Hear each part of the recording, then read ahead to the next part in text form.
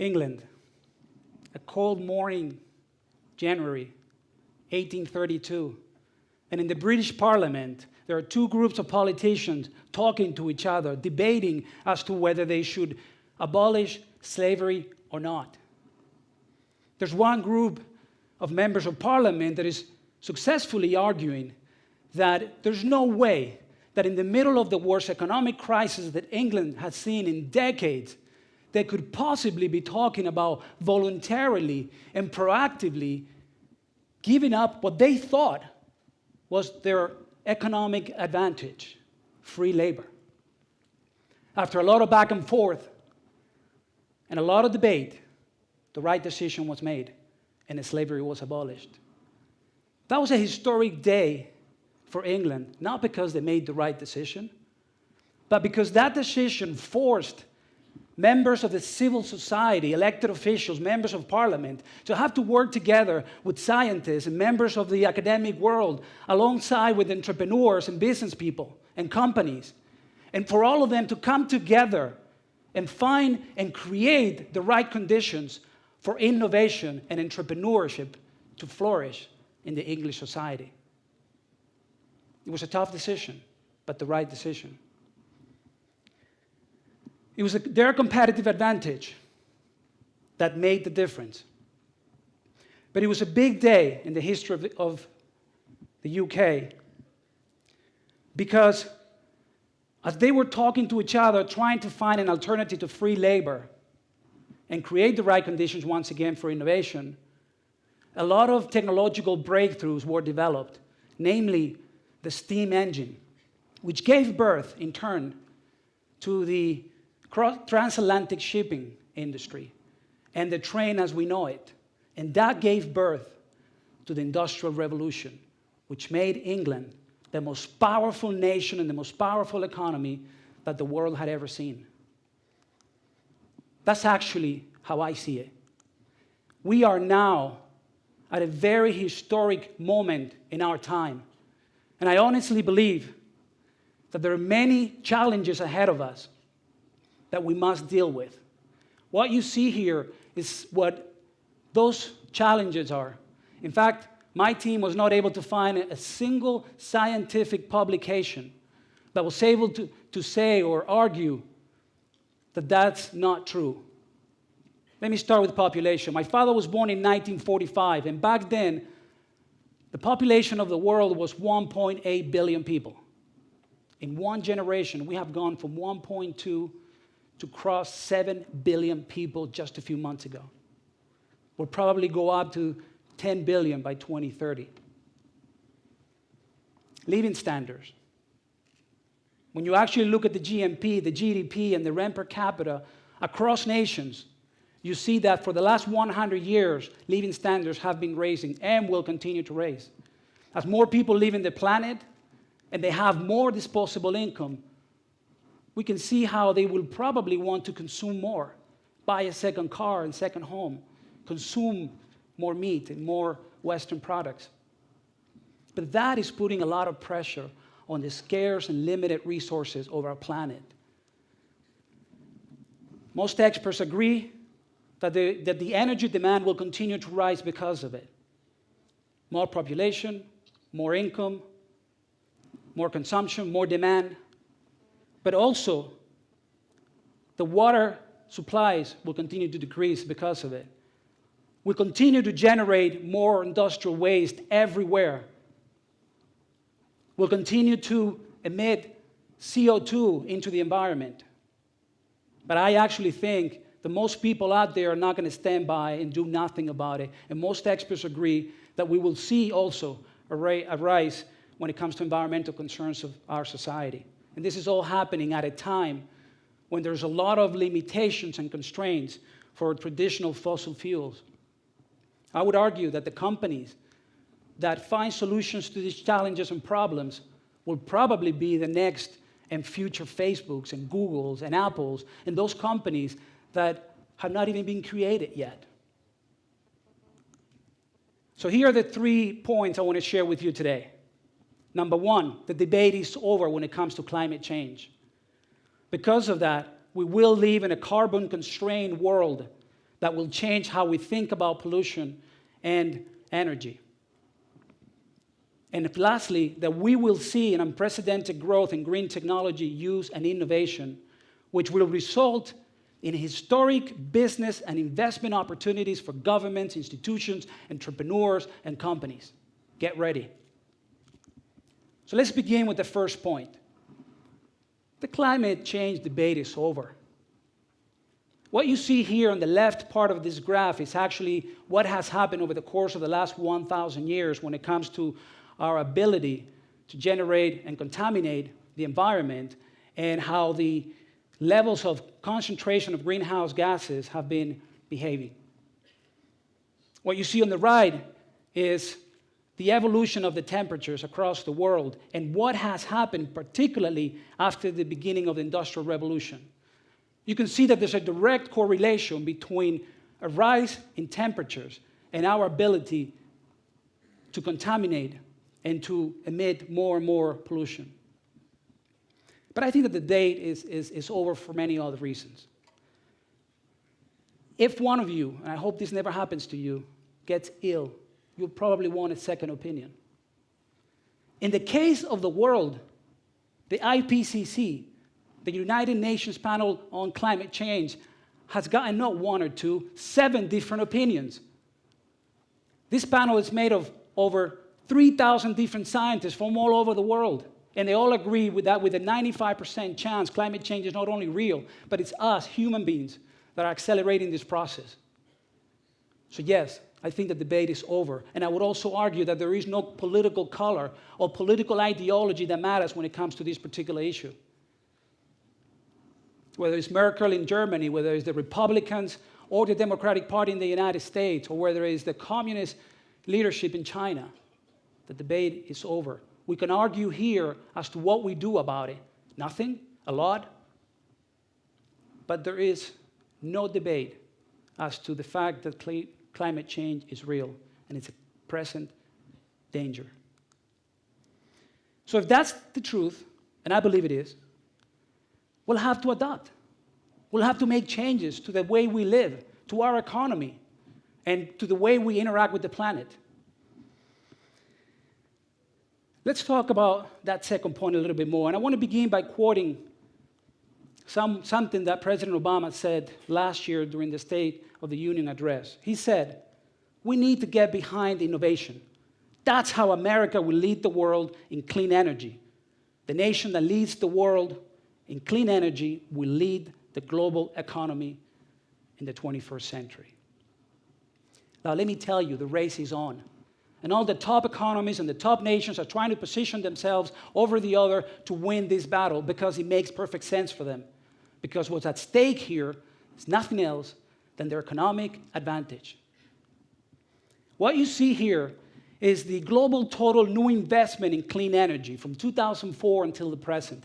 In the year 2004, the world invested approximately $54 billion in different renewable energy projects across the world.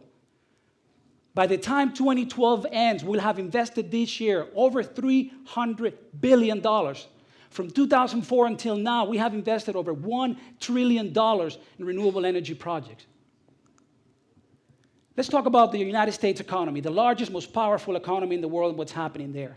What you see here on the left part of this graph is the United States federal budget for the deployment of renewable energies in the United States in the year 2008, and what happened after President Obama came into office. Our budget was $1.2 billion in a country of 300 million people.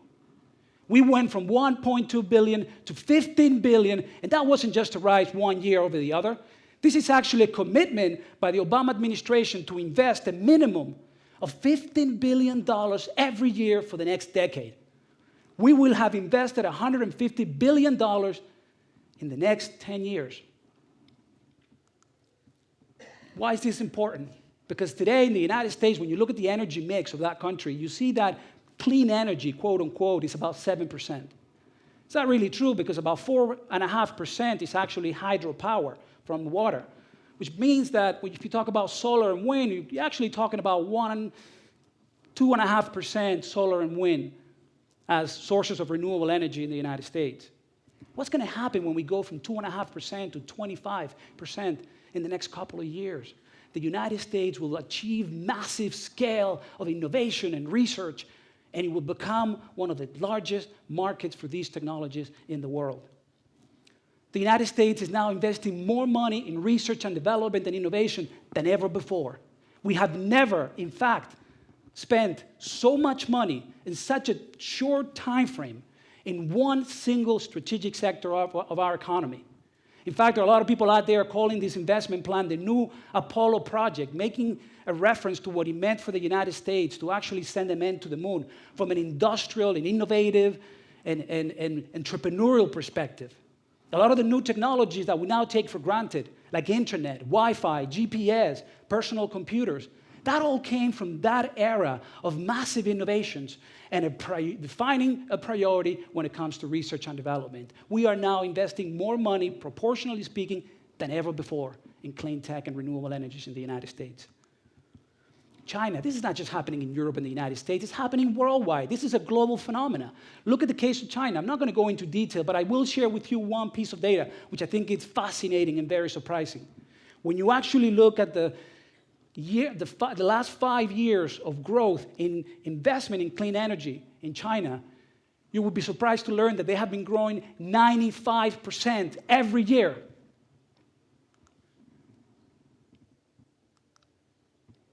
So let's go to the third point. We will see an unprecedented growth in green technology use and innovation, which will result in historic business and investment opportunities for governments and business that seize the moment. And what do I mean by that? The pen drive that I'm using today for this presentation holds about 5 gigabytes of memory. And the cost at any store here or even in the United States is $3 to $5. What's actually surprising is that 10 years ago, that very same pen drive, or at least the capacity to hold that much memory, would cost about $5,000. 25 years ago, it cost $120 million. Innovation increases competitiveness and brings prices down. And I would argue that this is exactly what's happening to the sector of renewable energy and clean technologies around the world. Let's look at what's happening to the price of photovoltaic solar panels since 1976, when they first hit the market for commercial purposes. You can see it there. The prices go down every single year. But what's really, really telling is that prices have fallen 75% since 2008. Just in the last year alone, they have fallen 45%. And what's happening to LED lighting? Same thing, from the 1970s when they hit the market until now. Prices continue to come down every year. What's happening to the cost of lithium-ion batteries? The very same thing. And falling prices and innovation don't just, allow you to buy more stuff. They also create industries, interesting and very profitable industries. What you see here is the total global cumulative installed solar power generation capacity from 1996 until 2012. What you see there is that in 1996, around the world, we only had about 1,000 megawatts of installed solar capacity. We have gone in 16 years from 1,000 to 52,000 megawatts around the world today and growing. Look at what innovation does to technology. In the case of wind turbines, in the 1980s, the average wind turbine was able to generate approximately half a megawatt. Today, there's several companies, both in Germany and the United States, that are marketing wind turbines that are able to generate more than 10 megawatts. That's enough power in one wind turbine to power over 10,000 homes. I'm not going to go into a lot more details and tell you all the great sectors, but they're there. I want you to please go out there and do the research. The opportunities are boundless. They're there for you. Energy and energy efficiency, green construction and renovation, ecological consumer products, and I'll talk a little bit more about that now, chemical products, nanotechnology applied to renewable energy and energy efficiency. That's all out there. It's growing. It's now a reality. But if you don't agree with me, and if you don't believe any of the numbers, statistics, or even projections that I've shared with you today, and let me tell you, they come from very, very good sources. I hope that you will agree with me because of what I'm going to share with you now, which makes perfect common sense. So let me say it. There is a strong social demand for this change to take place. Now, not tomorrow, today. What you see here is a survey conducted by the European Union in every of the 27 member states of the European Union. This was done last year in the midst of the worst economic crisis this country has seen, or Europe for that matter, in the last 100 years. And look at the conclusions. 90% of Europeans recognize climate change as an important issue that impacts their lives directly. 89% believe that there should be a greater allocation of resources toward environmental causes despite the current economic crisis. 81% supported centralized European Union legislation focused on protecting the environment. This is happening here in our backyard, in Europe. And this is not just, something that Europeans only can afford to do. It's a global phenomenon. It's happening everywhere. This survey was conducted by Abbas Media, which is the third largest media group in the world. It was actually conducted in 21 different countries in 5 different continents. Look at the conclusions. 80% of the population would rather buy products from companies that try to reduce their environmental impact on global warming. 90% of that 80% would consume more environmentally friendly products if they would have other options at the same or lower price. Now, I don't know how many entrepreneurs we have here today or representative of companies, and I know there are some of you out there. Pay close attention to this, because what you actually see here is actually very telling. It tells you that if you're able to produce, market, and sell products that are green and responsible with the environment, 90% of the people are going to buy your products over the competition. Talk about an opportunity. And here's another piece of information that is quite interesting to me. 91% of the population believe that companies and governments should lead the fight against climate change. Why is that important to you? If you're an elected official or a government representative, pay attention to this. Because this is telling you that if you don't do anything about it, they're going to hold you responsible for it. But it also tells you that both consumers and voters out there are willing to penalize you or reward you for the things you do or don't do going forward. And it is very telling. So here again, my 3 conclusions. The debate is over, and the scientific evidence around it, it's overwhelming and unquestionable, at least for me. Number 2, we will live in a carbon-constrained world that will change how we perceive and think about energy and pollution. And finally, that we will see an unprecedented growth in green technologies, but also opportunities and new business ideas. And that's important, because what you see here is actually a picture of my daughter. I was very lucky to actually have a baby. Well, I didn't have a baby, my wife did. But I was very lucky. 2 months ago today, Allegra came to this world. And as I was thinking about a way to finish my presentation, I thought of how the Greek ancient culture thought of the word timing. They talk about time in 2 different ways. Number 1, they use the word chronos. And when they talked about time in that definition, they were talking about lineal time, the actual time that you can actually measure, a day, an hour, a year, or a decade. But they also talk about kairos. And to the Greeks, kairos was the time of opportunity. The point in time when everything changes and nothing will ever be the same. There are 3 young people in Egypt talking to each other, and they open up a Twitter account, and then they open up a Facebook account, and they start talking to their friends and colleagues, and before you know it, thousands of people are marching down the streets. Things change. There's a kairos moment in Egypt, in the Middle East.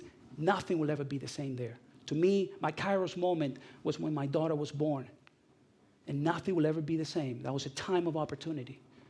So let me leave you with a question. The question I want to leave you with is not whether this is a kairos moment in our time, because it is. It is a kairos time, and the evidence is there, and I hope I've shared with you at least some evidence of that. The questions I want to leave you with are, number 1, will we be able to reinvent ourselves, to redefine our economic structure and model, to think of innovation and entrepreneurship as the key to the 21st century and our competitive advantage going forward?